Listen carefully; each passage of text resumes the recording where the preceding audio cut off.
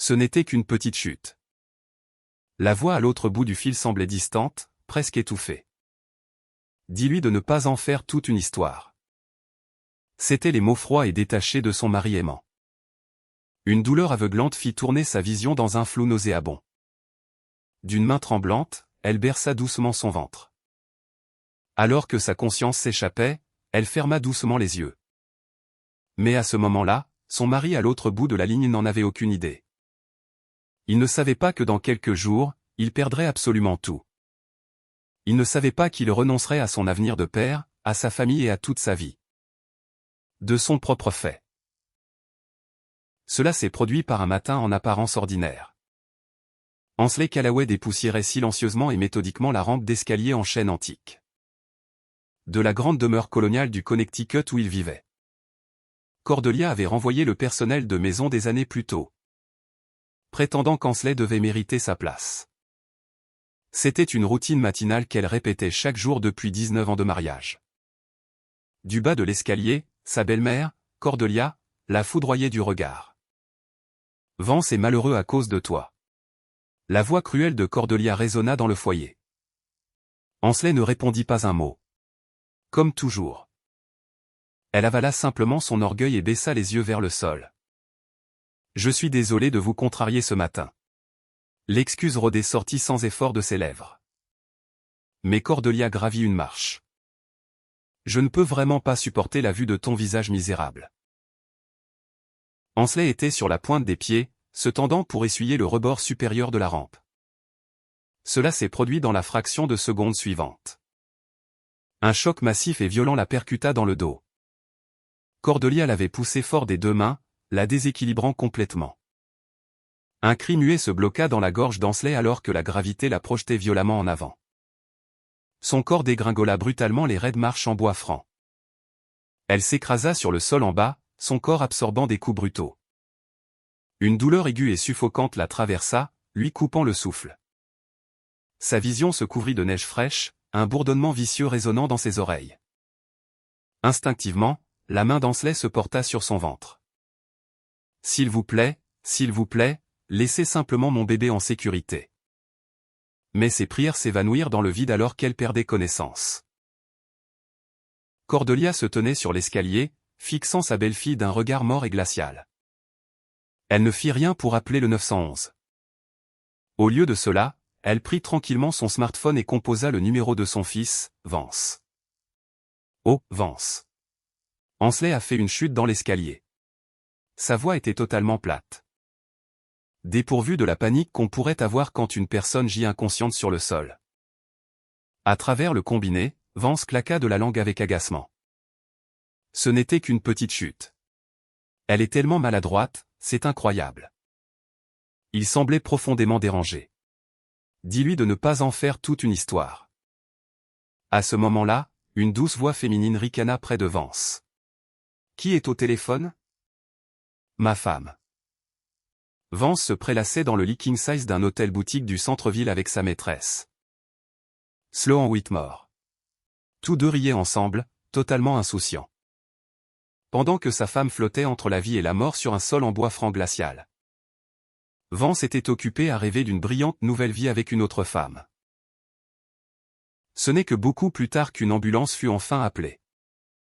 Ansley fut transporté d'urgence aux urgences, la conscience encore floue. Le diagnostic était une fracture du bras droit et une grave contusion à la tête. Pourtant, son mari, Vance, ne prit même pas la peine de se présenter à l'hôpital. Ansley se réveilla dans la solitude silencieuse de sa chambre d'hôpital. Elle ne cria pas, ne pleura pas et ne chercha à accuser personne. Elle fixa simplement le plafond blanc et stérile. Un doux coup frappa à la porte, rompant le silence. Le docteur Thaddeus Sterling, son médecin traitant, entra. Il regarda les radiographies dans sa main, un lourd froncement de sourcils plissant son front. « Ansley, avez-vous un moment ?» Le docteur Sterling se tint silencieusement près de son lit. « Le traumatisme que vous avez subi est très incompatible avec une simple glissade suivie d'une chute. Le point d'impact spécifique sur votre tête et les contusions localisées contre nature sur votre dos. Ce ne sont pas des marques causées par la gravité. C'est l'empreinte d'une poussée. Forceuse et délibérée. Au mot du médecin, l'expression d'Ansley resta totalement neutre. Mais elle fit un lent hochement de tête délibéré. Puis elle demanda à voir l'infirmière en chef, Marisol Ramirez. « Marisol, pourriez-vous me garder ceci ?» Ansley lui tendit silencieusement une enveloppe manille blanche et intacte. À l'intérieur se trouvait une demande de dissolution de mariage. Des papiers de divorce déjà signés et datés par Ansley. Y était attachée une unique petite note adressée à son mari. Marisol eut un sursaut en observant le visage pâle et décalculé d'Ansley. « Ansley, êtes-vous absolument sûr de cela ?» Ansley offrit un faible sourire fantomatique de ses lèvres pâles. « Oui, j'en ai plus qu'assez. » Elle tourna son regard vers la vaste étendue de ciel bleu derrière la fenêtre.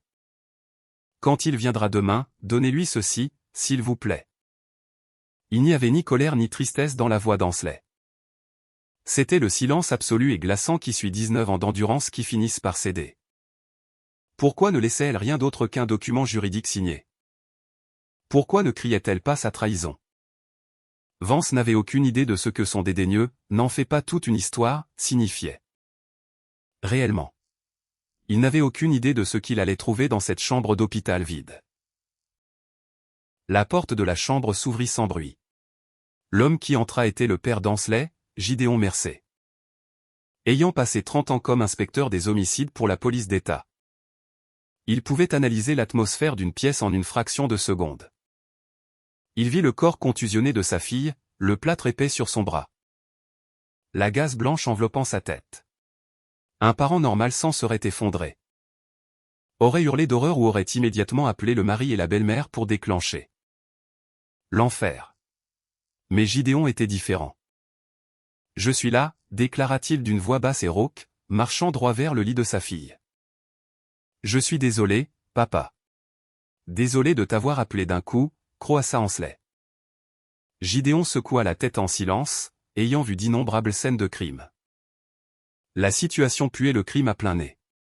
Comment est la douleur? Les médicaments font effet. Ça va. Gideon sut instantanément qu'elle mentait.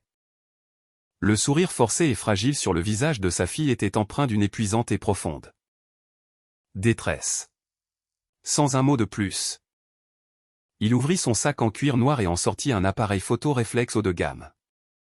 Clic flash. Le son mécanique et stérile résonna froidement contre les murs blancs. Gideon ne montra aucune émotion. Il continua méthodiquement à prendre des photos, l'angle contre nature des bleuets sur son bras. La lacération béante sur sa tête, les contusions distinctes en forme de main sur son dos. Crier et faire une scène sous le coup de la rage ne résoudrait rien. Ce dont ils avaient besoin, c'était de faits irréfutables et étanches. Des preuves auxquelles personne ne pourrait jamais échapper. C'était la méthode de Gideon. Ont-ils imprimé les rapports médicaux?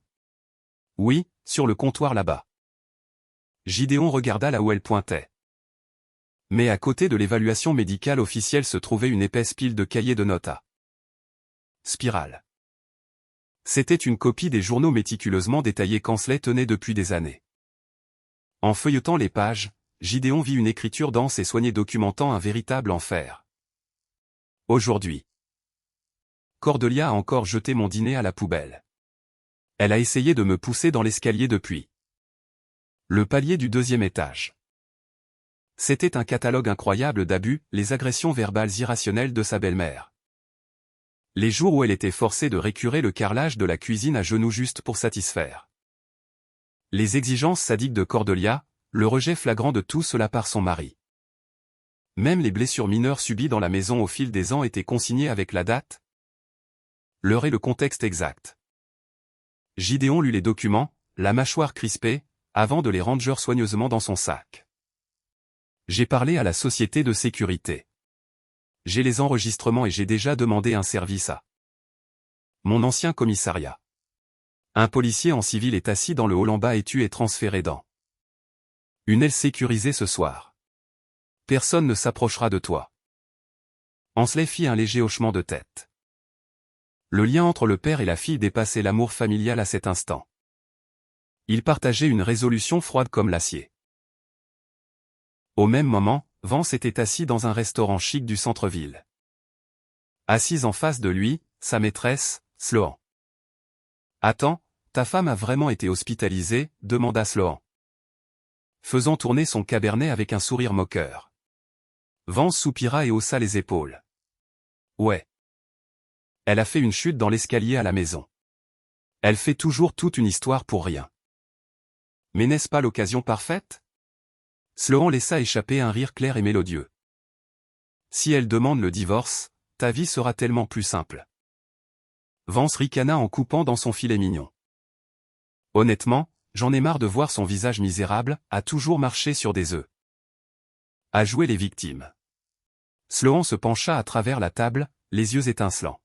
« Eh bien, à partir de maintenant, c'est moi qui serai à tes côtés. » Vance leva son verre pour porter un toast, l'air immensément satisfait. Exactement. Elle a toujours été du genre à tout garder pour elle. Elle va probablement juste pleurer jusqu'à s'endormir. Et ce sera la fin. Si elle part de son propre chef, ça m'évite des tracas. Alors qu'il buvait du vin cher et promettait un avenir brillant à sa maîtresse. Vance n'avait aucune idée que sa femme flottait entre la vie et la mort dans un lit d'hôpital. Stérile. Il n'avait aucune idée que cette conversation superficielle et arrogante servirait plus tard de corde pour le pendre. Tôt dans la nuit, les couloirs de l'hôpital étaient d'un silence inquiétant. L'infirmière en chef Marisol vérifia la chambre d'Ansley. En voyant le profil pâle d'Ansley endormi, un sentiment lourd et perturbant envahit la poitrine de Marisol. Normalement, quand une femme est transportée d'urgence aux urgences, le mari abandonne tout et accourt à l'hôpital. Mais le numéro de téléphone de Vance n'était pas apparu une seule fois sur l'affichage des appels. Même le père, venu plus tôt, avait traité la chambre plus comme une scène de crime que comme un lit de malade avant de repartir. C'était totalement anormal. Cette famille était fondamentalement brisée. Marisol glissa sa main dans la poche de sa blouse, ses doigts frôlant l'enveloppe blanche et rigide. « Quand il viendra demain, donnez-lui ceci, s'il vous plaît. » La voix creuse d'Ansley résonnait dans l'esprit de Marisol. Mais ce qui inquiétait le plus Marisol, c'était la conversation qu'elle avait eue avec le docteur Sterling au poste des infirmières plus tôt dans la soirée. « Vous n'avez pas parlé de la grossesse au mari, n'est-ce pas ?» Marisol jeta un coup d'œil silencieux au ventre d'Ansley qui se soulevait doucement. Pourquoi Ansley cachait-elle la vie qui grandissait en elle? Pourquoi refusait-elle de voir son mari demain? Marisol avait le pressentiment bizarre que les papiers de divorce dans cette enveloppe étaient bien plus qu'un simple au revoir. Le lendemain matin, Vance honora enfin l'hôpital de sa présence. Et il ne vint pas seul. Il traversa le hall principal avec sa maîtresse, l'air totalement décontracté. Il n'était pas là pour prendre des nouvelles de sa femme. Il était juste là pour récupérer les papiers. Mais il ne savait pas que la porte qu'il s'apprêtait à ouvrir déclencherait un cauchemar qu'il n'aurait jamais pu anticiper. Le claquement sec des talons de Marc de Sloan résonna de manière inappropriée dans le couloir calme de l'hôpital, accompagné de leur petit rire léger. « Est-ce que ce sera vraiment fini aujourd'hui ?» demanda Sloan. « Ouais, elle a rédigé les documents elle-même. Récupérons-les et tirons-nous d'ici. » C'était le matin suivant le jour où sa femme avait été emmenée d'urgence dans une ambulance. Il ne connaissait même pas l'étendue de ses blessures. Et pourtant aucun d'eux ne tenait même un bouquet de fleurs. Il se promenait avec l'énergie décontractée d'un couple faisant du lèche-vitrine. Des infirmières qui passaient leur lancèrent des regards furieux et dégoûtés. Mais Vance ne le remarqua pas ou s'en fichait. Repérant le poste des infirmières, Vance s'y avança d'un pas décidé. « Je suis Vance Callaway. Je suis ici pour voir ma femme, Ansley. » Son ton suintait la prétention. À côté de lui, Sloan avait l'air de s'ennuyer, inspectant distraitement sa manucure. Marisol se leva de son ordinateur. En les voyant tous les deux, elle faillit perdre son sang-froid. Le mari se présentait enfin le lendemain du jour où sa femme avait été amenée avec un traumatisme grave, et il amenait une jeune femme avec lui.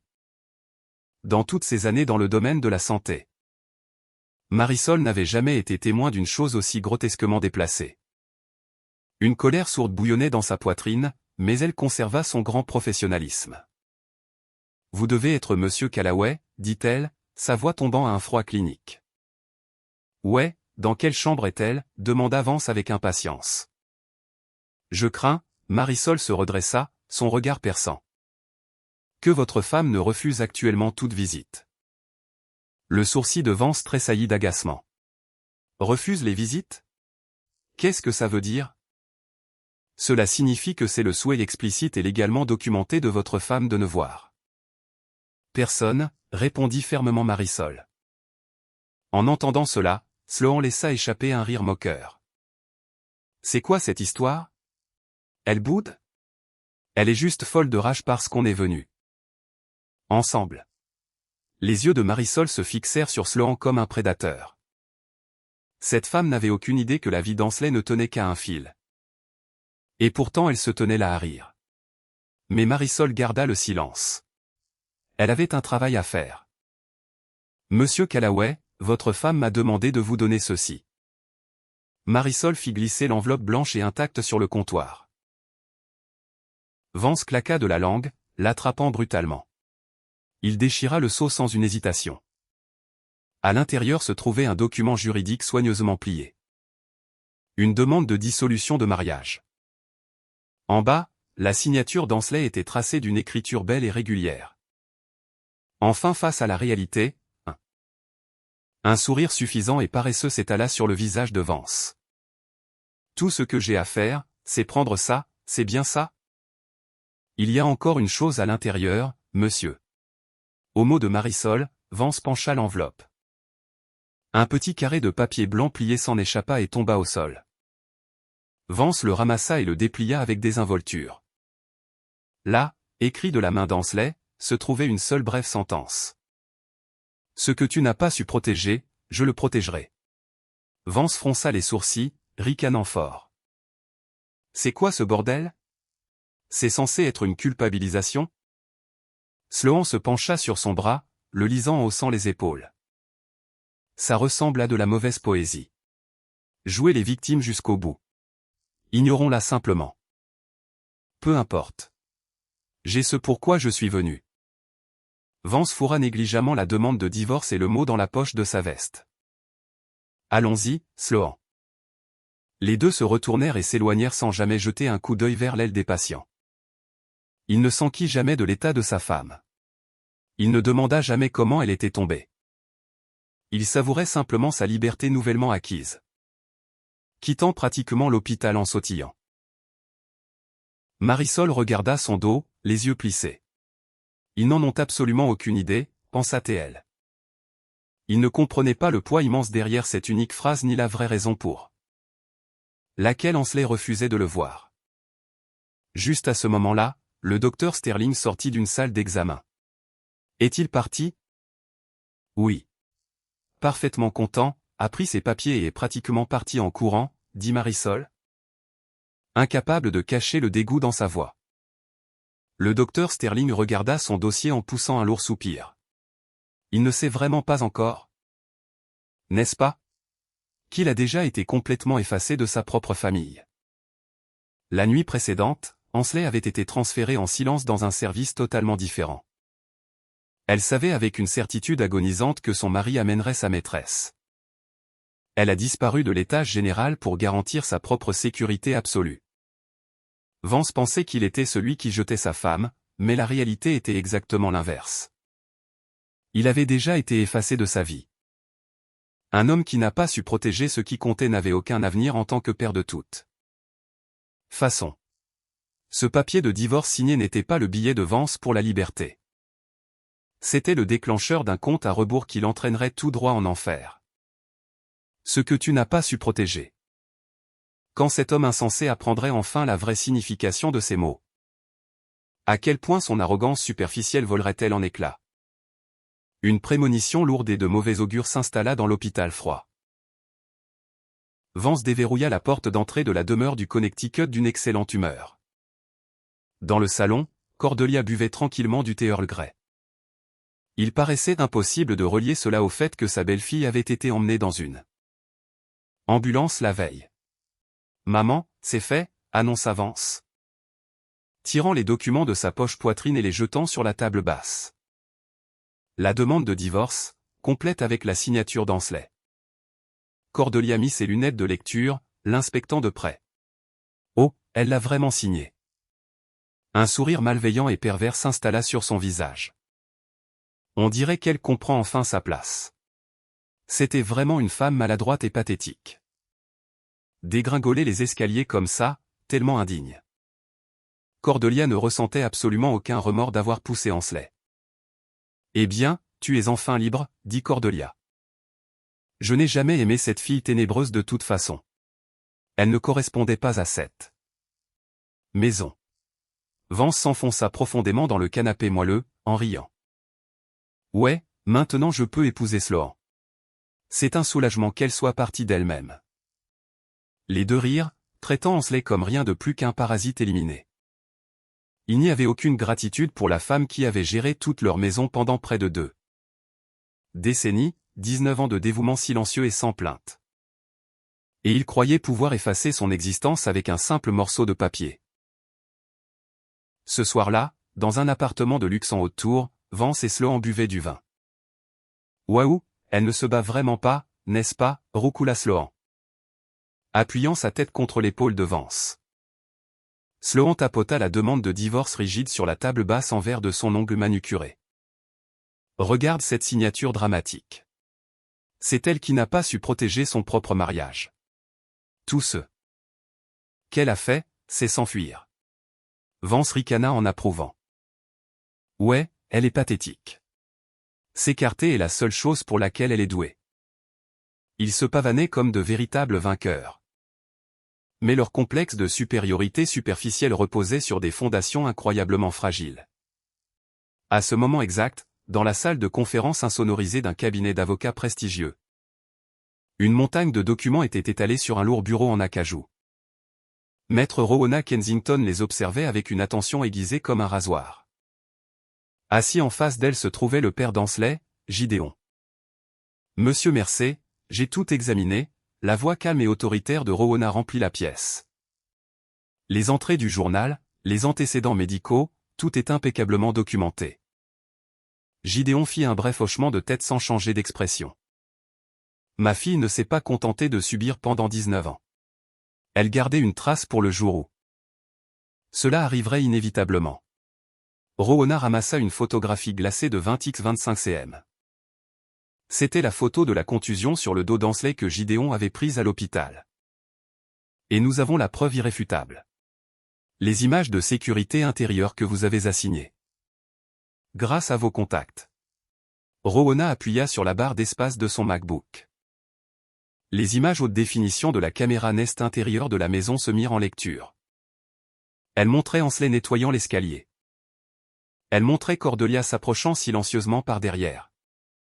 Et elle montrait Cordelia poussant violemment le dos d'Ansley des 2 mains. Le moment exact où Ansley était projeté dans les airs était capturé avec une clarté effrayante. Cela va bien au-delà d'un différend familial, dit Rowena. Une colère professionnelle tranchante coupant ses mots. C'est une agression grave caractérisée. Gideon regarda l'écran avec des yeux morts. Ils vont prétendre qu'elle a simplement glissé. Ils peuvent essayer. Mais avec cette vidéo 4K et la déclaration sous serment du médecin traitant, il y a 0 place pour le moindre doute plausible. Rowena déplaça son regard vers un autre dossier. Et concernant l'autre affaire? Oui, ma fille ne l'a pas encore dit à ce bâtard, dit Gideon, ses poings se serrant silencieusement sur ses genoux. Sa plus grande peur était qu'il l'apprenne. C'est pour cela qu'elle l'a caché et qu'elle a foutu le camp. Rowena hocha la tête profondément, fermant le classeur épais. Son mari célèbre probablement sa liberté en ce moment. Mais il n'a pas seulement perdu une femme. Quand il réalisera ce qu'il a jeté d'autre, cela le détruira. Dans le noir de la nuit, la lame d'une contre-attaque parfaite était affûtée comme un rasoir.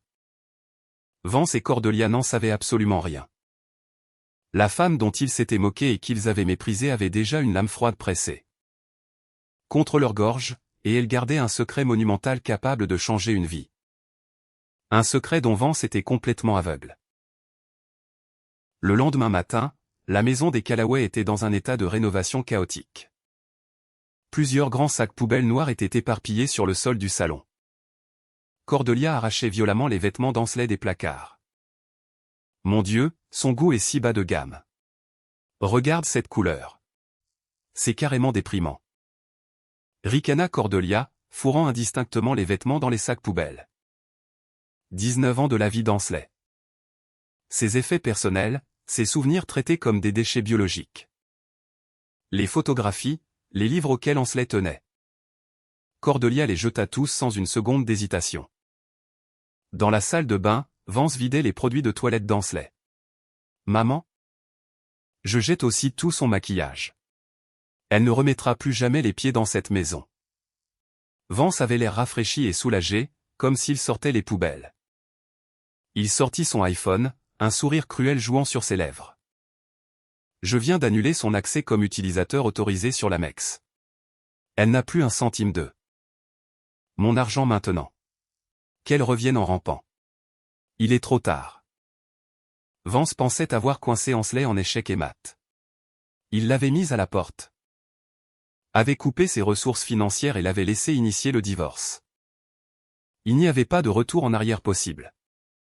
Cette petite note était probablement la dernière de ses bravades. Il pensait? Elle doit probablement pleurer toutes les larmes de son corps dans un motel bon marché en ce moment. Il tentait d'effacer chaque trace d'Ansley de la maison, mais à ce moment précis. Ansley menait un combat totalement différent. Pour sa propre sécurité. Elle avait été transférée dans le service d'obstétrique à haut risque à un étage à accès restreint. Allongée dans un lit blanc impeccable, Ansley prenait de lentes et profondes inspirations.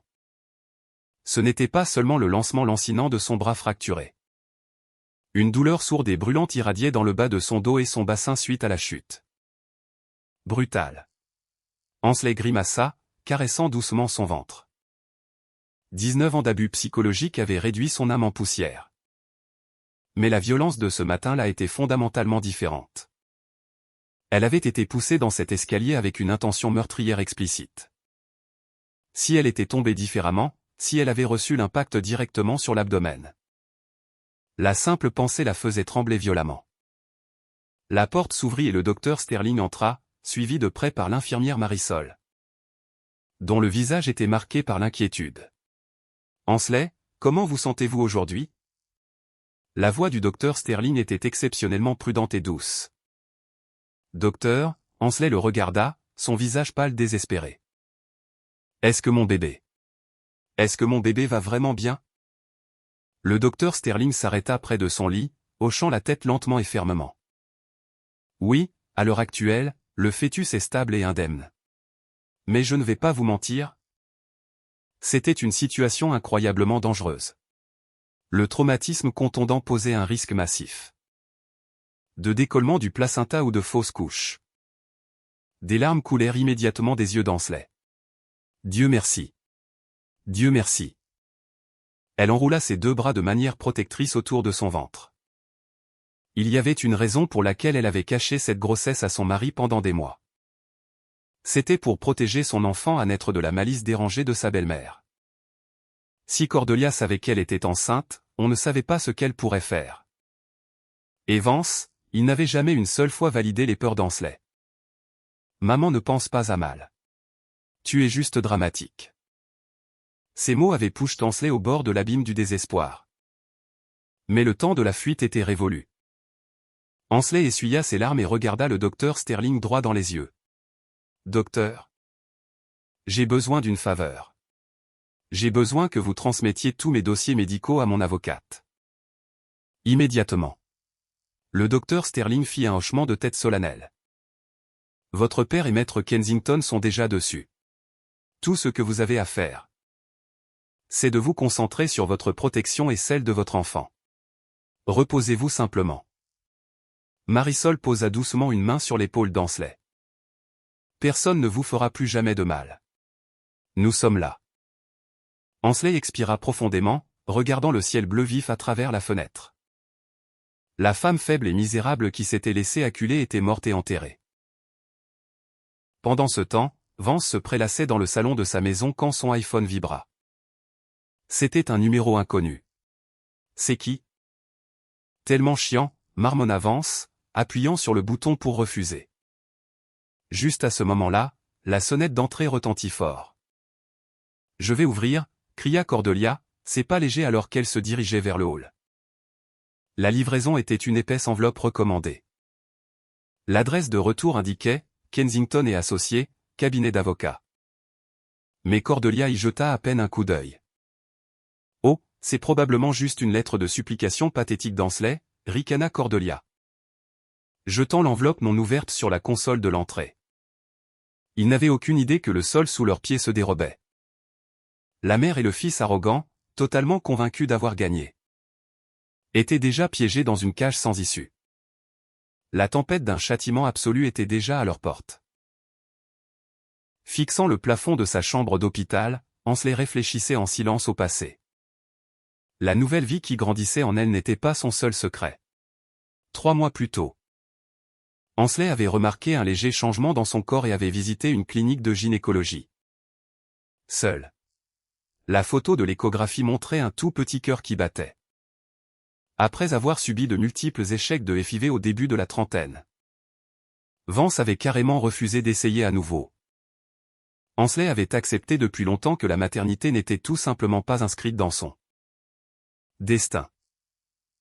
Mais c'était un miracle spontané et impossible dont elle avait enfin été bénie lors de sa 19e année de mariage.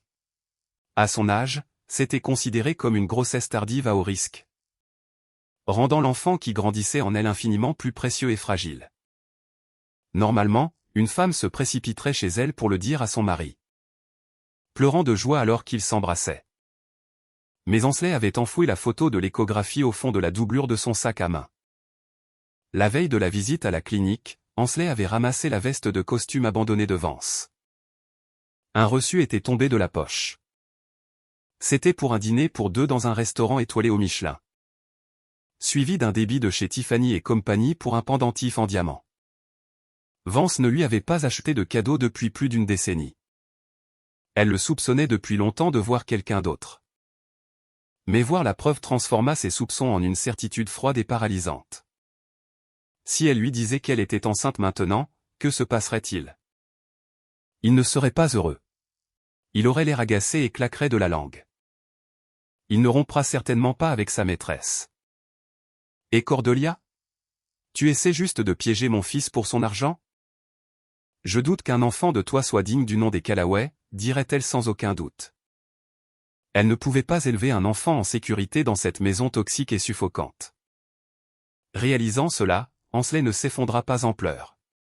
Elle prit une décision froide et calculée. Elle ne supplierait pas pour son amour. Elle préparait un plan d'évasion imparable. À partir de ce jour, les dossiers secrets d'Ansley commencèrent. Chaque agression verbale de Cordelia était consignée dans son journal avec l'heure et le contexte exact.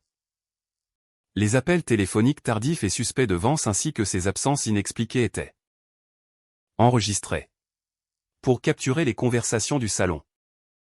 Elle gardait un petit enregistreur vocal numérique caché dans la poche de son tablier. Tout cela pour le jour où elle quitterait enfin cette maison. Tout cela pour protéger le bébé qui grandissait en elle. Pendant ce temps, Vance, vice-président d'une banque d'investissement régionale importante, passait une journée fantastique au bureau. Dans le secteur bancaire, la réputation et la confiance étaient tout. Vance était fier de son image d'exécutif dévoué et honnête. Il était convaincu que le départ de sa femme pouvait être étouffé sans que personne dans son milieu professionnel ne le sache. Pendant sa pause déjeuner, Sloan lui rendit visite dans la salle de conférence privée du cabinet sous le prétexte d'une réunion client. Derrière des portes closes, il se câlinait. « Tu as vraiment jeté toutes ces affaires ?» demanda Sloan en ricanant. « Ouais, l'endroit est enfin propre.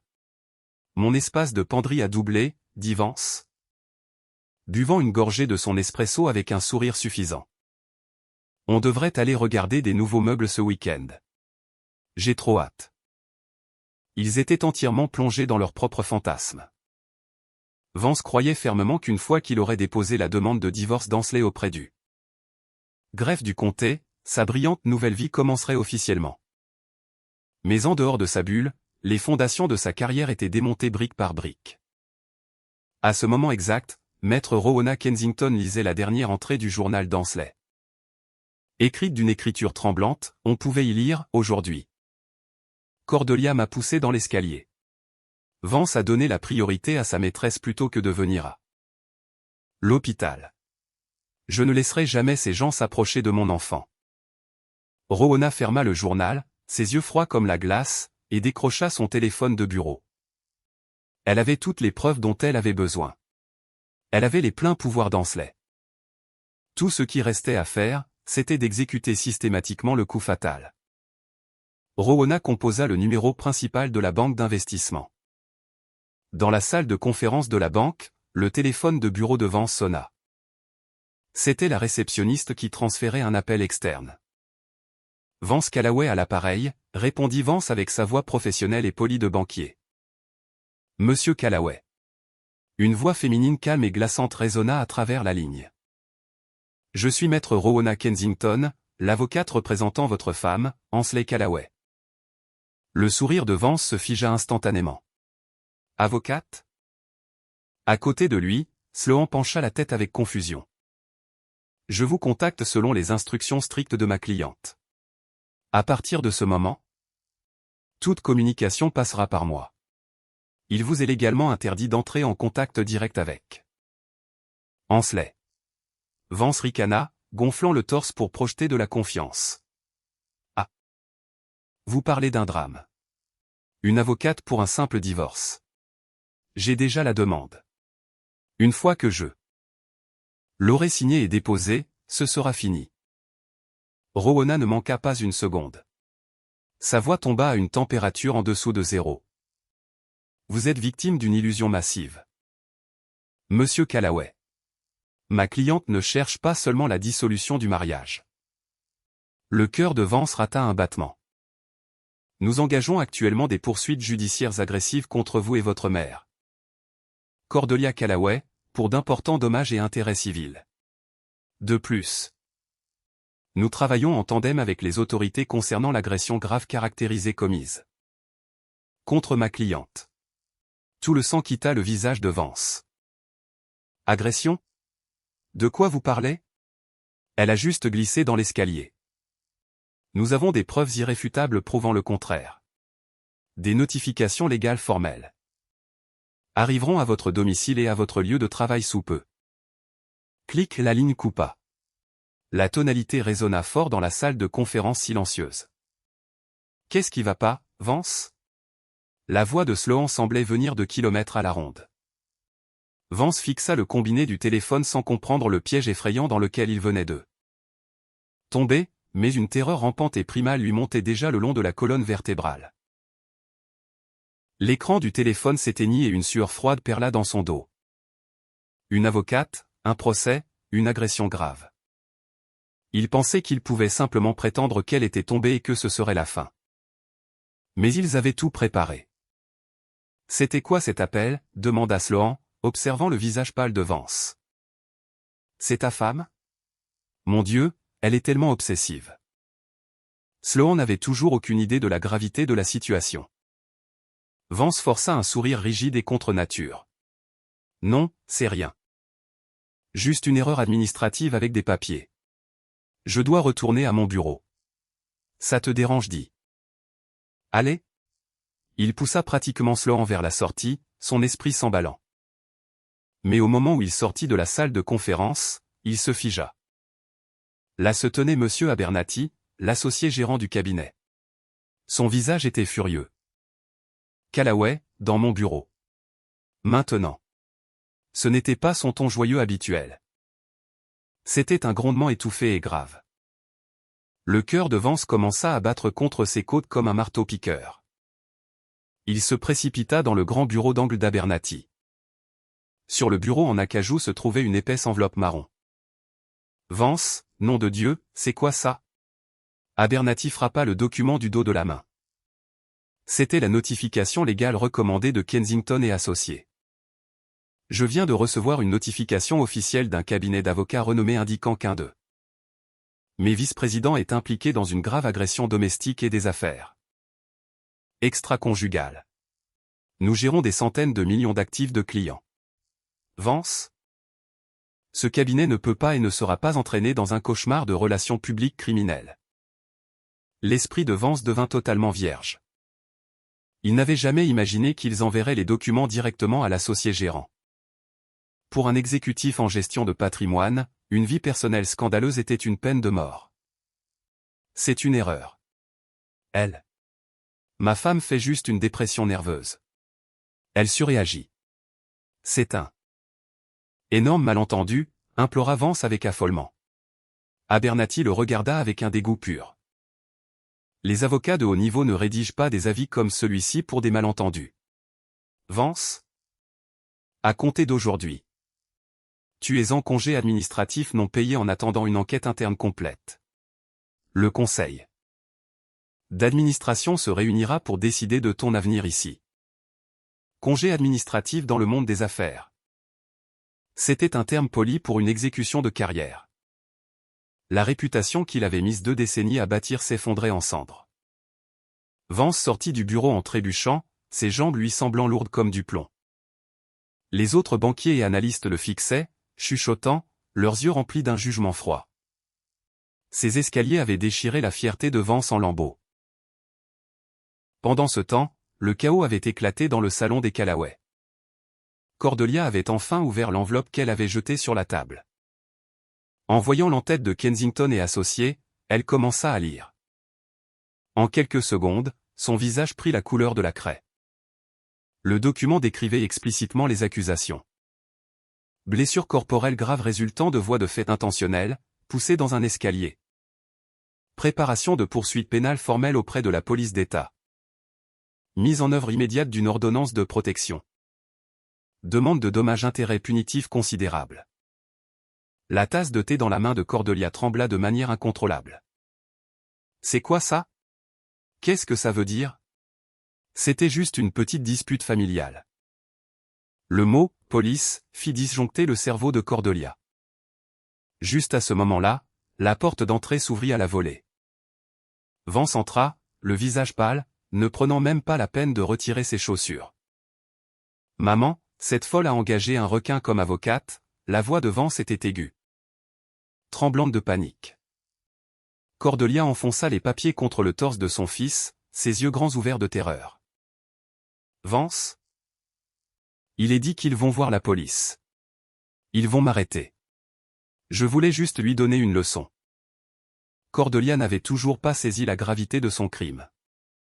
Elle croyait sincèrement que tenter de tuer sa belle-fille n'était qu'une extension de ses brimades habituelles. Vance arracha les papiers, grinçant des dents si fort que sa mâchoire lui faisait mal. Foutaise. Elle essaie de nous détruire. Sa réputation à la banque, son avenir glorieux avec sa maîtresse. Tout était anéanti par cette seule pile de papier. L'hôpital? Je dois aller à l'hôpital, marmonna Vance avec affolement. Je vais la forcer à retirer ses plaintes. Je me mettrai à genoux s'il le faut. Je suis son mari. Elle doit m'écouter. Vance attrapa ses clés de voiture et ressortit en courant. Il n'était absolument pas conscient d'à quel point il était devenu totalement impuissant. Il s'apprêtait à apprendre ce qu'était le vrai désespoir. Pneus crissants. Vance encastra son Audi dans une place du parking de l'hôpital et se précipita à l'intérieur. Il contourna la réception et prit l'ascenseur jusqu'au service qu'il avait visité la veille. Il s'en fichait de qui regardait. « Ansley, arrête de déconner. Sors d'ici, rugit-il en ouvrant violemment la porte de sa chambre. Mais Vance s'arrêta net. L'air quitta ses poumons. La chambre était vide. Le lit était dépouillé jusqu'au matelas. Il n'y avait pas le moindre objet personnel en vue. C'était comme si personne n'y avait jamais été. Juste un silence froid et stérile. « Qu'est-ce qui se passe, bordel ?» La voix de Vance résonna de manière pathétique dans le vide. Entendant le vacarme, l'infirmière en chef Marisol remonta le couloir. Monsieur Callaway, je dois vous demander de baisser d'un ton dans un hôpital. Son ton était de la glace pure. Vance se retourna brusquement, ses yeux injectés de sang et affolés. Où est ma femme? Est-ce qu'elle est sortie? Appelez-la tout de suite. J'ai besoin de lui parler. Marisol ne sia pas. Elle secoua lentement la tête. Votre femme n'a pas été autorisée à sortir. Elle a été transférée dans une aile sécurisée à accès restreint pour garantir sa sécurité. Sa sécurité? Sa sécurité? Contre qui? Marisol le regarda avec une profonde pitié. Contre vous et votre mère. Les mots s'enfoncèrent dans le torse de Vance comme un pieu en fer. Votre femme vous a refusé tout droit de visite, continua Marisol. Elle a engagé un conseiller juridique de son plein gré. Cet hôpital a l'obligation légale et morale de la protéger. Vance sentit le sol se dérober sous ses pieds. Il avait toujours cru qu'il contrôlait tout. Il pensait que sa femme était un chien obéissant qu'il pouvait faire taire quand il le voulait. Mais la réalité s'était totalement inversée. Ansley l'avait entièrement effacé de sa vie selon ses propres termes. Vance fixa le livide. Les blessures dont il lui avait dit de ne pas faire toute une histoire. Les heures qu'il avait passées à boire du vin et à rire avec sa maîtresse au lieu de venir aux urgences. Tout cela était une erreur catastrophique et irréparable. Mais le cauchemar ultime n'avait même pas commencé. Vance ne savait toujours pas la vérité la plus dévastatrice. Une vérité qui allait le frapper comme un train à grande vitesse. Se tenant immobile devant la chambre vide, Vance ne pouvait pas assimiler. La protéger de moi. Ça ne collait pas. Sa femme était censée être soumise.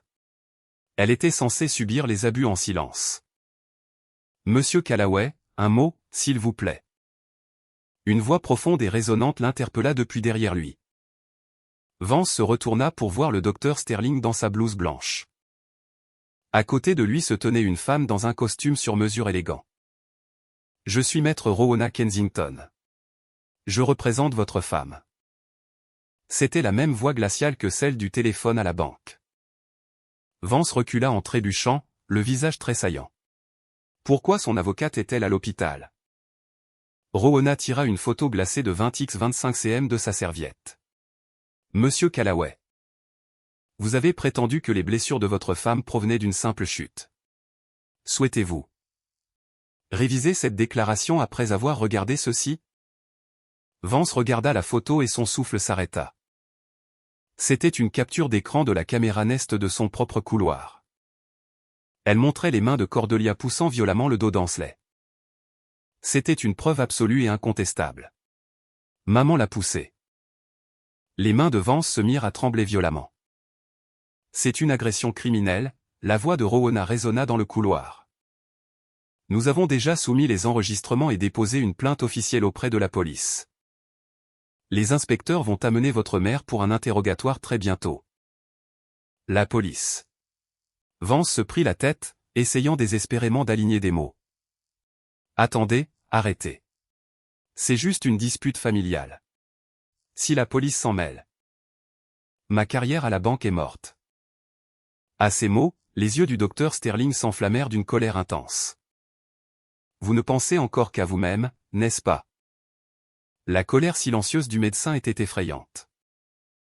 Avez-vous la moindre idée de la terreur pure que votre femme a subie? Votre propre mère a failli la tuer.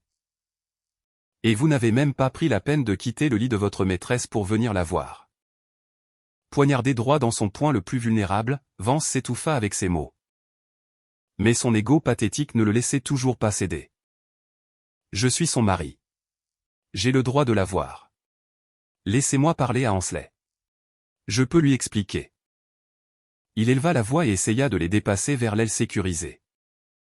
Mais Rowena se plaça directement sur son chemin, un mur inamovible d'autorité légale. Vous avez renoncé à ses droits, déclara-t-elle froidement. Ma cliente a peur de vous. Si vous faites un pas de plus vers cette aile, je ferai intervenir la sécurité de l'hôpital pour vous immobiliser. Et je vous ferai arrêter pour violation de l'ordonnance de protection d'urgence qu'un juge a signée. Il y a 3 heures. Vance se figea. Pour un cadre bancaire, un casier judiciaire était une annihilation totale. Pourquoi? Vance frappa sa main contre le mur, glissant légèrement vers le bas. C'était juste une dispute entre elle et ma mère. Pourquoi je suis ruiné pour ça? Il pensait toujours être un spectateur innocent pris entre deux feux. La densité de son ignorance narcissique était stupéfiante. Rowena le regarda avec un mépris non dissimulé. La raison pour laquelle votre femme s'est enfuie de vous n'était pas seulement pour protéger sa propre vie. Vance releva brusquement la tête, regardant l'avocate comme un homme qui se noie. Qu'est-ce que ça veut dire? Vous n'avez vraiment rien vu en 19 ans, n'est-ce pas? Rowena le regarda avec une profonde pitié, refusant de dire un mot de plus. Elle et le docteur Sterling se retournèrent, le son sec de leurs pas s'effaçant dans le couloir. Vance fut laissé seul dans le couloir stérile, écoutant le bruit de toute sa vie s'effondrant en poussière.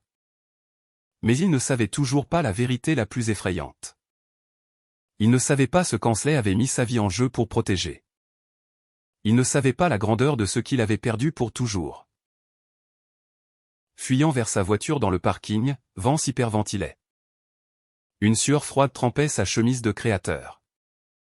Ses mains tremblaient si violemment qu'il pouvait à peine tenir le volant. Bordel! Comment c'est arrivé? C'était juste censé être un divorce.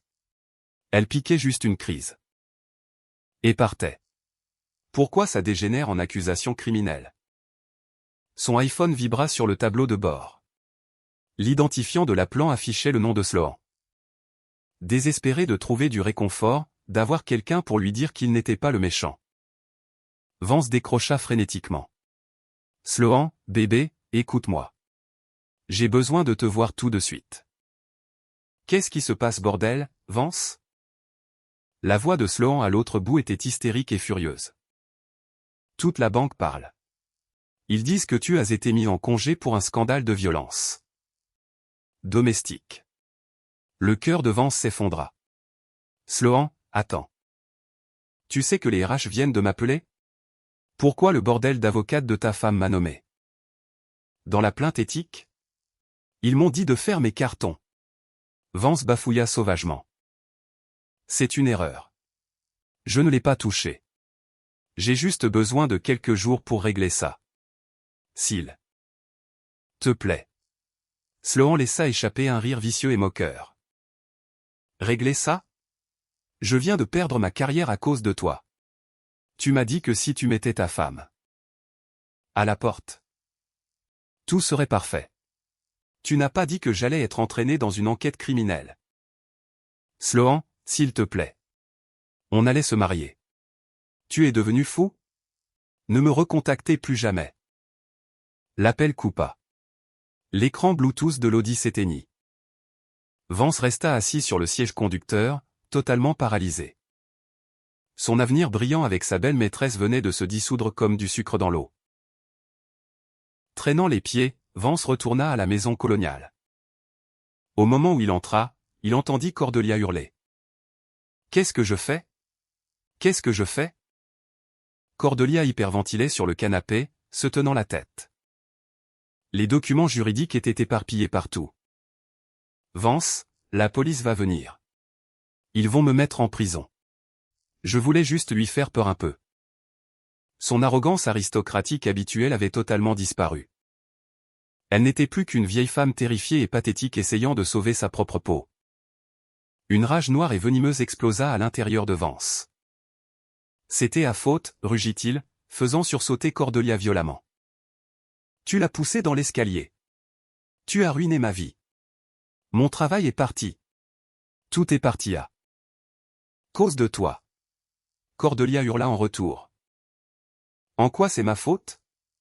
C'est toi qui m'as dit de l'ignorer. Elle fait juste la comédie cette salope. Tu es l'homme de la maison, règle ça. C'était un spectacle dégoûtant de rejet de responsabilité. Aucune loyauté, aucun amour, juste deux monstres se déchirant l'un l'autre pour se sauver. C'était la famille sous laquelle Ansley avait souffert pendant 19 ans. Pendant ce temps, Ansley était assise dans une chambre privée baignée de soleil du service de maternité. Le soleil de l'après-midi projetait une lueur dorée et chaleureuse sur ses draps blancs. Assis à côté d'elle se trouvait son père, Gideon. Maître Kensington a obtenu les ordonnances de protection. La banque a été officiellement notifiée. Du litige civil imminent, dit doucement Gideon. Ansley hocha la tête calmement. Ils ne peuvent plus me toucher. Il n'y avait pas une trace d'hésitation dans sa voix. Elle s'était évadée de la prison dans laquelle elle avait vécu pendant près de 2 décennies. Ansley posa doucement ses 2 mains sur le bas de son ventre. Sentant la chaleur de la toute petite vie à l'intérieur d'elle, elle ferma les yeux, enfin en paix. De retour à la maison, Vance se prenait la tête, arpentant le sol. Les derniers mots de Rowena résonnaient dans son crâne comme une malédiction. La raison pour laquelle votre femme s'est enfuie n'était pas seulement pour protéger sa propre vie. Pas seulement sa propre vie. Qu'est-ce qu'il ne comprenait pas? Qu'est-ce qui lui échappait? Il pensa aux mots qu'elle avait laissés, « Ce que tu n'as pas su protéger, je le protégerai ». Qu'est-ce qu'elle protégeait? Qu'avait-il perdu? Vance laissa échapper un grognement de frustration. Il n'avait toujours pas saisi la véritable ampleur de sa perte. La révélation fonçait vers lui à toute allure. Quelques jours plus tard, par un matin glacial, Vance marchait sur le trottoir gelé de Manhattan. Sa destination était le bureau en haute tour de Kensington et Associés. Sa vie s'était complètement effondrée en moins d'une semaine. La banque l'avait licencié, un renvoi pour faute grave. Il était sur liste noire dans le secteur financier. Sloan avait bloqué son numéro et disparu. La police de New York avait officiellement contacté Cordelia, lui ordonnant de se rendre pour un interrogatoire formel. Il n'y avait plus nulle part où fuir. Il devait supplier l'avocate. Il était prêt à jeter sa fierté, à se mettre à genoux et à ramper. Il fut escorté dans une immense salle de conseil aux parois de verre. Assis à la longue table en acajou se trouvaient 2 personnes. Maître Rowena Kensington et son beau-père, Gideon. Tous 2 le fixaient avec des yeux aussi froids que le zéro absolu. « Merci d'être venu, monsieur Callaway », dit Rowena, sa voix purement transactionnelle. Vance posa immédiatement ses mains sur la table et baissa profondément la tête. « S'il vous plaît, s'il vous plaît. Abandonnez les poursuites criminelles contre ma mère. Elle est incroyablement repentante. Elle ne voulait pas lui faire si mal. Je paierai tous les dommages civils que vous voulez. S'il vous plaît. » C'était une supplique désespérée et pathétique pour obtenir de la miséricorde. Mais les yeux de Gideon ne dégelèrent pas. Elle ne le voulait pas? Tu as le culot de t'asseoir là et de dire ça. Gideon ouvrit son sac en cuir et en sortit une pile massive de documents reliés, les claquant sur la table. Cela sonna comme un coup de feu dans la pièce silencieuse. Lissa et redis-le. C'étaient les photocopies des journaux d'Ansley. Les mains tremblantes de Vance s'avancèrent, tournant les pages, aujourd'hui. Cordelia a jeté mon dîner. Donc je n'ai pas pu manger. Elle m'a fait repasser la serpillière 3 fois. J'ai essayé de le dire. Avance, mais il m'a hurlé dessus de stopper de surréagir. 19 ans d'enfer documentés. Des dates, des heures, des citations directes. Gideon posa ensuite un petit enregistreur numérique sur la table. Il appuya sur lecture à travers les grésillements. La voix aiguë et dérangée de Cordelia résonna dans la salle de conseil. Vance est malheureux à cause de toi. Je ne peux vraiment pas supporter la vue de ton visage.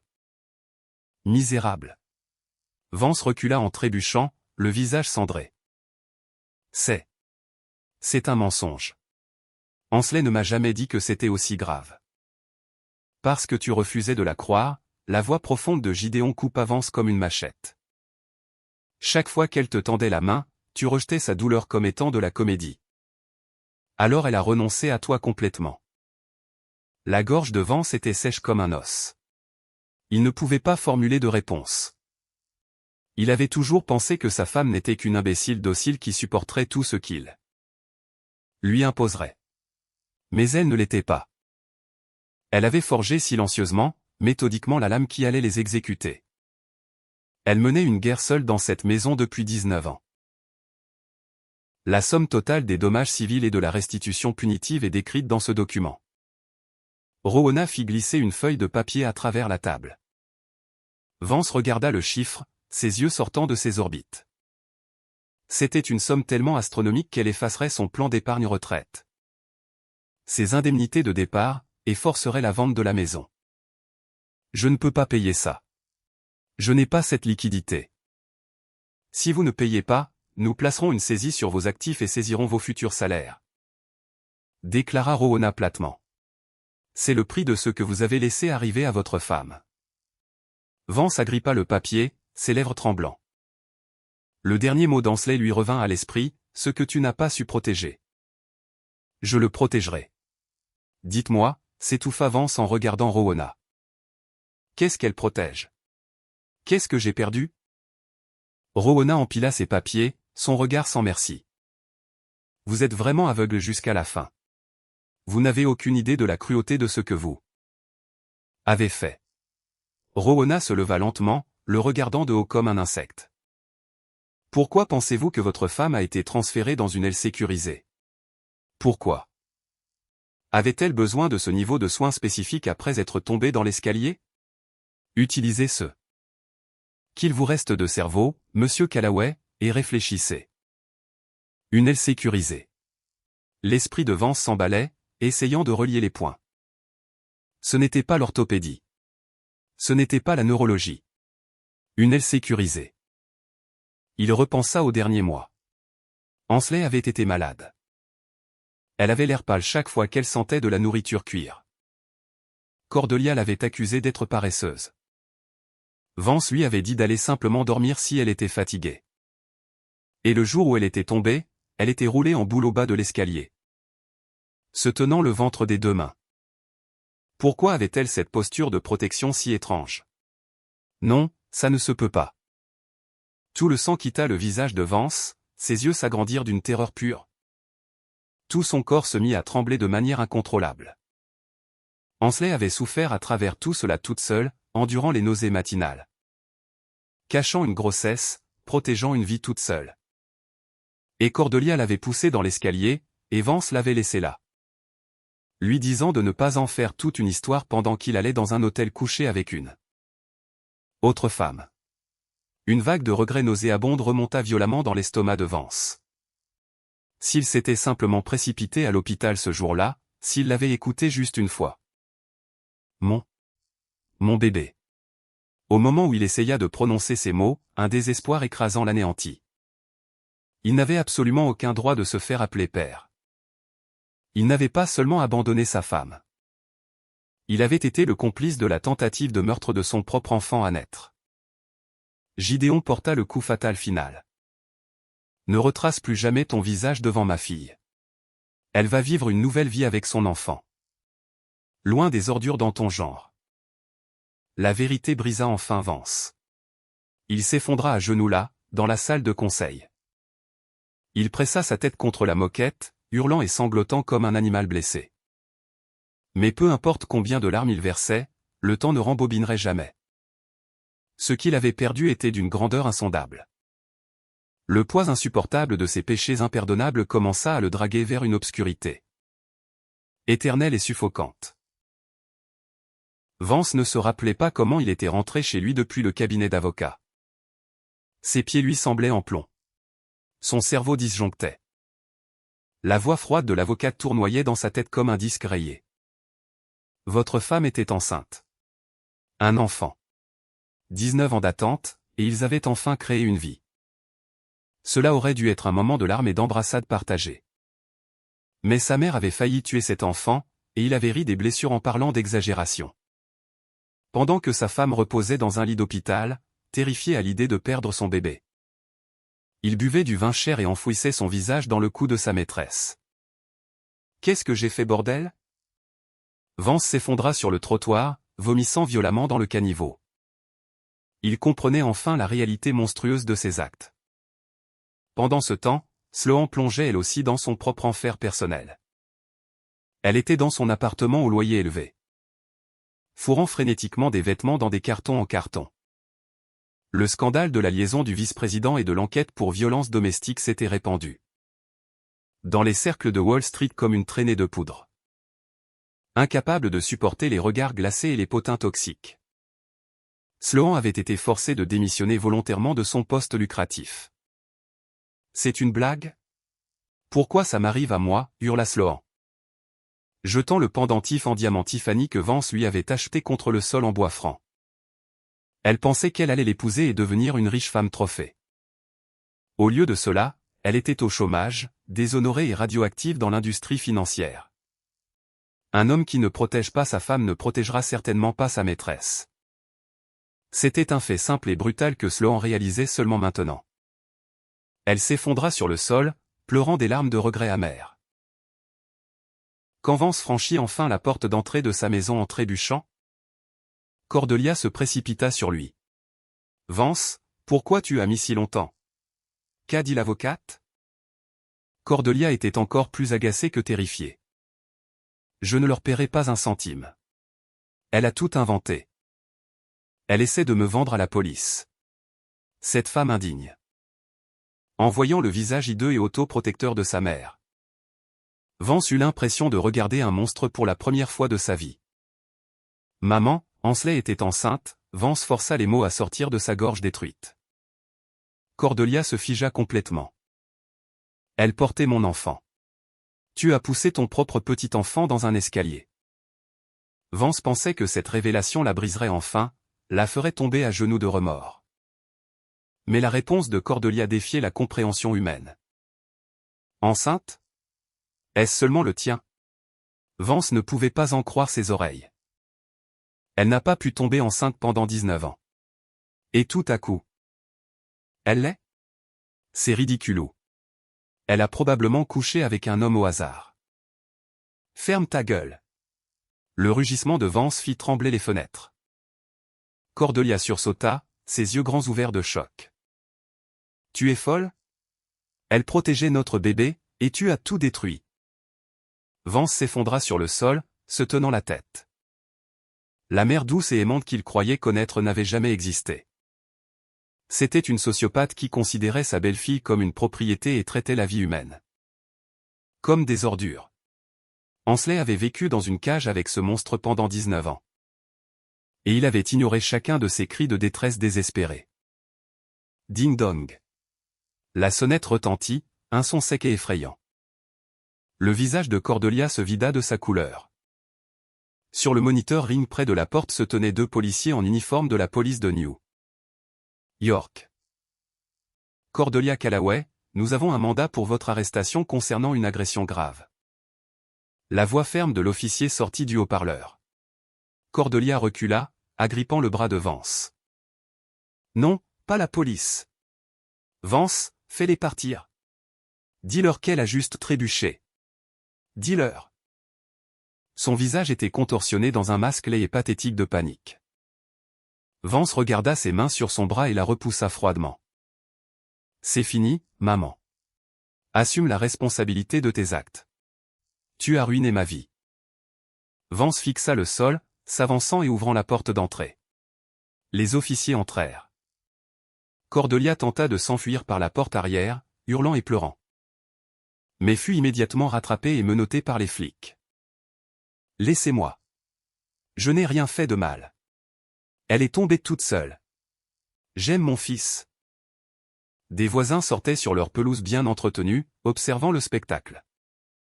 Sous le regard brûlant de tout le quartier, Cordelia fut poussée à l'arrière d'une voiture de patrouille. Vance se tenait seul dans le salon caverneux et silencieux. Sa femme était partie. Son enfant était parti. Sa maîtresse s'était enfuie. Sa mère était dans une cellule de garde à vue. Sa carrière était réduite en cendres. Et il faisait face à une montagne de dettes écrasantes. Sur la table basse reposait le mot froissé d'Ansley, ce que tu n'as pas su protéger. Je le protégerai. Le poids de ces mots lui écrasait la poitrine. Ce qu'il aurait dû protéger, ce n'était pas sa fierté, ni son ego, ni sa mère. C'était la femme qui s'était tenue silencieusement à ses côtés et la nouvelle vie qu'ils avaient créée. Mais il ne pourrait plus jamais toucher les mains chaudes d'Ansley. Vance s'effondra sur le sol en bois franc et hurla, un cri primal et guttural d'agonie pure. Mais il n'y avait plus personne au monde pour l'entendre. Quelques jours plus tard, Vance était assis dans la salle de conférence de Kensington et Associés. Il portait un costume bon marché et froissé. Assise en face de lui se trouvait Ansley. Gideon et Rowena la flanquaient. C'était la première fois que Vance la voyait depuis le jour où elle était tombée. Vance fut rendu muet. La femme pâle et soumise qui regardait toujours le sol avait disparu. Ansley était assise, le dos droit, regardant droit devant elle. Son visage radiait une force tranquille et inébranlable. Les yeux de Vance glissèrent vers le bas, vers son ventre. Sous son pull ample, une nouvelle vie grandissait. Son enfant. La vue de cela déclencha un espoir vil et désespéré dans son torse. Une femme ne peut pas élever un enfant seul, pensa-t-il. Si je m'excuse, si j'agis comme un vrai père, elle me reprendra. Maman est partie. Sloan est parti. Il n'y a plus rien sur notre chemin. Maintenant. Vance recula sa chaise, se leva et se laissa tomber à genoux sur la moquette. Ansley, je suis tellement désolé, sa voix pathétique résonna dans la pièce. Je n'avais aucune idée que ma mère ferait une chose pareille. Je te le jure. Et cette autre femme. Je l'ai coupée complètement. Je suis un homme changé. Je veux être un bon père pour notre bébé. S'il te plaît. Il pressa son front contre le sol, suppliant. Il était sûr que cela toucherait la fibre sensible d'Ansley. Elle avait besoin de lui pour le bébé, n'est-ce pas? Mais l'expression d'Ansley ne changea pas. Elle regarda l'homme rampant sur le sol avec des yeux qui ne contenaient ni colère ni tristesse. Juste l'indifférence détachée qu'on pourrait porter à un inconnu. Relève-toi, Vance. La voix d'Ansley était basse et stable. Vance leva la tête, la regardant avec des yeux suppliants. Ansley, s'il te plaît, pour notre enfant. Ne parle pas de mon enfant. Le tranchant comme un rasoir dans la voix d'Ansley le fit taire instantanément. Tu as dit que tu n'en avais aucune idée, continua Ansley, ouvrant son sac fourre-tout. Elle en sortit le cahier de notes usé, son journal original. Une semaine avant qu'elle ne me pousse dans l'escalier, Ansley ouvrit le livre. Cordelia a menacé de me jeter de l'eau bouillante dessus. Je me suis enfermé dans la salle de bain. Je pleurais et je t'ai appelé. Le cœur de Vance rata un battement. Il se souvenait de cet appel. Il était au restaurant avec Sloan. Arrête d'en faire toute une histoire. On en parlera plus tard, il lui avait raccroché au nez. Qu'est-ce que tu m'as dit ce soir-là, Vance? Vance ouvrit la bouche, mais aucun son ne sortit.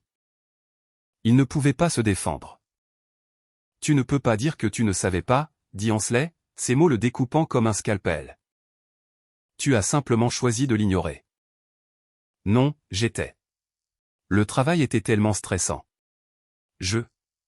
Rowena coupa son excuse pathétique. Vous étiez trop stressé par le travail?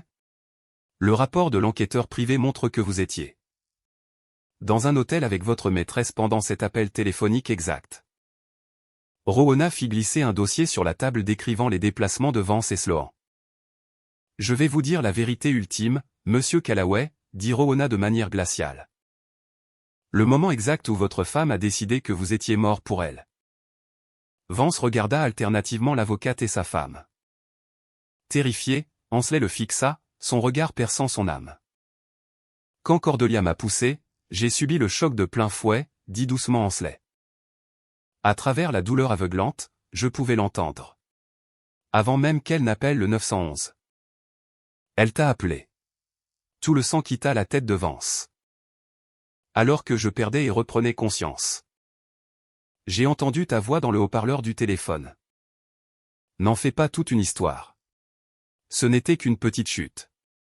Les yeux d'Ansley s'enfoncèrent en lui. À ce moment-là, quelque chose en moi s'est brisé définitivement. J'ai réalisé que si mon bébé et moi mourions sur ce sol, tu t'en ficherais. Tu n'avais aucune intention de nous protéger. La gorge de Vance était serrée. Il ne pouvait pas respirer. Cette remarque dédaigneuse et agacée qu'il avait lancée en riant avec sa maîtresse était le clou final dans le cercueil de son mariage. Je ne voulais pas dire ça comme ça, je le jure. Que tu l'aies pensé ou non n'a pas d'importance. Le docteur Sterling m'a dit exactement à quel point. J'ai failli perdre mon bébé, dit Ansley, sa voix dépourvue de toute émotion. Si Vance s'était précipité aux urgences ce jour-là. S'il lui avait simplement tenu la main et demandé si elle allait bien. Le résultat aurait pu être différent. Mais il avait choisi de tout jeter.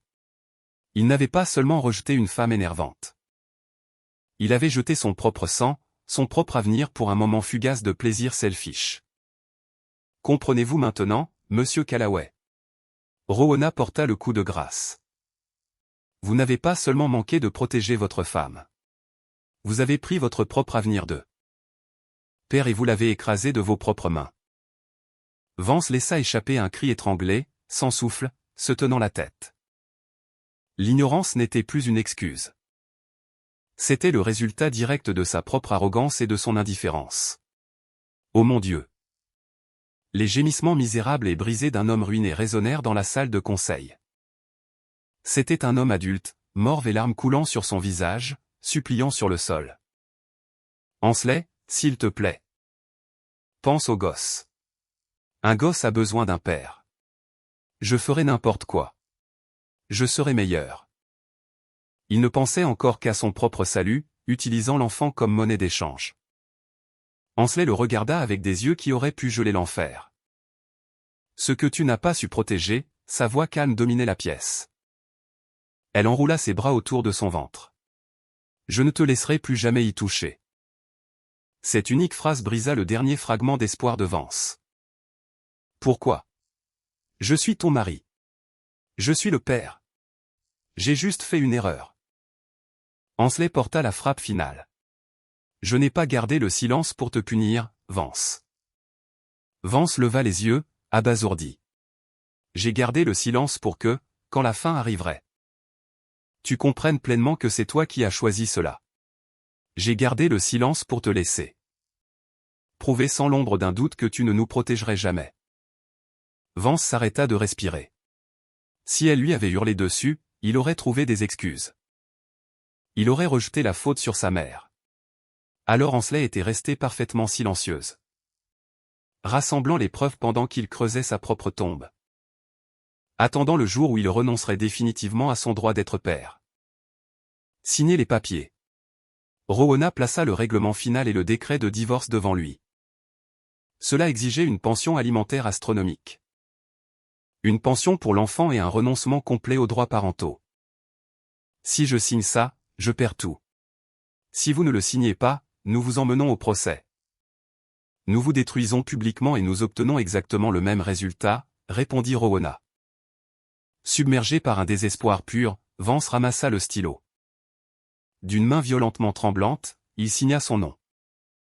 Des larmes tachèrent le papier blanc et rigide, étalant l'encre. 19 ans de mariage se terminaient d'un coup de stylo. Les papiers remplis, Ansley se leva. Gideon enroula un bras protecteur autour des épaules de sa fille et la guida vers la porte. Ansley, ne pars pas. S'il te plaît. Les cris pathétiques de Vance la suivirent, mais Ansley ne se retourna jamais. La lourde porte en chêne de la salle de conseil se ferma dans un clic. Vance fut laissé complètement seul dans la pièce sombre. La chaleur de sa femme, l'avenir avec son enfant. Tout avait disparu, entièrement de son propre fait. À la même époque, Cordelia pleurait dans une salle d'interrogatoire de la police. Je n'ai rien fait de mal. Elle est tombée toute seule. Je suis une bonne mère. J'aime mon fils. Elle refusait d'admettre sa culpabilité jusqu'au bout. Mais face aux preuves vidéo en 4K, ces mensonges ne signifiaient rien. Son absence de remords ne fit qu'énerver le juge. Cordelia fut reconnue coupable d'agression grave caractérisée. Le domaine des Callaway fut saisi et vendu pour payer les dommages civils. Cordelia était destinée à passer le reste de sa misérable vie derrière les barreaux et finalement dans une maison de retraite d'État sous-financée et lugubre, complètement seule. Quelques jours plus tard, Vance reçut sa lettre formelle de licenciement de la banque. L'intégralité de son plan d'épargne et de ses indemnités fut liquidée pour payer le règlement d'Ansley. Son titre prestigieux appartenait au passé. Sloan vivait son propre cauchemar. le scandale l'avait rendu inemployable dans la finance d'entreprise. Saisi sur liste noire dans chaque grand cabinet de Wall Street, et avec ses économies épuisées, elle fut forcée d'accepter un travail d'entrée de gamme déprimant au SMIC en faisant du démarchage téléphonique pour une agence d'effacement de dettes douteuses. Le prix pour avoir choisi un homme qui jetterait sa propre femme enceinte au loup était élevé. Elle aussi avait tout perdu, pleurant jusqu'à s'endormir dans un appartement minuscule. Vance emménagea dans un studio bon marché et délabré dans le Queens. La dette écrasante et les paiements de pension alimentaire prenaient chaque centime qu'il gagnait. Il fut forcé d'accepter un rôle d'entrée de gamme humiliant comme commis à la saisie de données dans une agence de prêt obscure de centre commercial. Ses salaires étaient fortement saisis et il était géré par des personnes 2 fois plus jeunes qu'eux. Lui qui le traitait avec un dédain ouvert. Quand il était sur le point de s'effondrer d'épuisement, personne n'était là pour le rattraper. Il parcourait les contacts de son téléphone, mais il ne restait personne à appeler. Dans cette pièce sombre et glaciale, Vance serra ses genoux et pleura. N'en fais pas toute une histoire. Les mots dont il s'était moqué pesaient maintenant sur lui comme une pierre tombale. Le coût de son silence quand il aurait dû protéger sa famille était une vie de souffrance atroce et irrécupérable. 4 ans passèrent, estompant les souvenirs amers dans un passé lointain. Dans son appartement crasseux, Vance mangeait en silence un plateau repas réchauffé au micro-ondes. Son corps, autrefois drapé dans des costumes italiens sur mesure, souffrait de la raideur chronique d'être resté voûté sur un bureau bon marché 14 heures par jour. Il avait vendu ses costumes depuis longtemps. Les moments les plus durs étaient de passer devant le parc lors de ses rares jours de repos. Voir des familles heureuses, des pères tenant la main de leur jeune enfant en souriant. Chaque fois qu'il voyait cela, une douleur physique lui traversait le torse. Cet avenir chaleureux qu'il aurait dû protéger. Cet avenir qu'il avait écrasé de ses propres mains en riant dans une chambre d'hôtel. Il se retournait dans son sac de couchage mince, hanté par les rêves de cette chambre d'hôpital vide. Pendant ce temps, Ansley s'épanouissait. Elle avait accepté un poste de directrice administrative dans un établissement d'hébergement pour personnes âgées haut de gamme. Ses 19 ans passés à gérer les exigences de Cordelia l'avaient rendue incroyablement empathique et efficace, lui valant le respect profond de ses collègues et des résidents. Ses journées étaient paisibles, remplies de chaleur et de rire. Quand son service se terminait, Ansley conduisait sa berline fiable jusqu'à la garderie locale. « Maman !» Un petit garçon arriva en courant à travers le terrain de jeu. Son fils. Le simple fait d'entendre sa voix joyeuse et éclatante effaçait chaque once de fatigue de sa journée. Marchant vers la voiture, leurs ombres s'étiraient, longues sur le trottoir sous le soleil couchant. Ils se tenaient la main fermement. « La main de maman est tellement chaude, » dit le petit garçon, la regardant avec un sourire innocent et radieux. Ansley s'arrêta, souriant doucement en serrant sa toute petite main. « Oui, elle l'est. »